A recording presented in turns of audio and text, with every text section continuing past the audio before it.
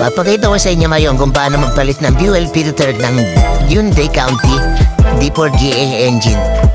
Drain natin yung tubig sa water separator. Pag na-drain na natin, tanggalin natin yung mismo water separator. Gamitan natin ang filter chain.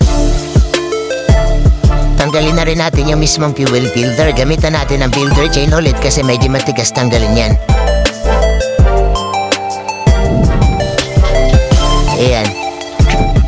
So pag natanggal na, lagay na natin yung o-ring ng fuel filter. I-fit na natin ang maayos para hindi tumabingi pagka kinabit. Kamayin lang natin, huwag natin gamitan ng tools o bukpukin, baka masugatan yung o-ring eh. Linagyan ko ng langis yung o-ring para maglapat siya dun sa paglalapatan niya ng maayos.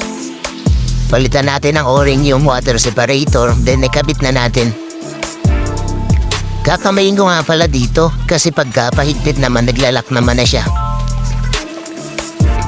Linisin natin.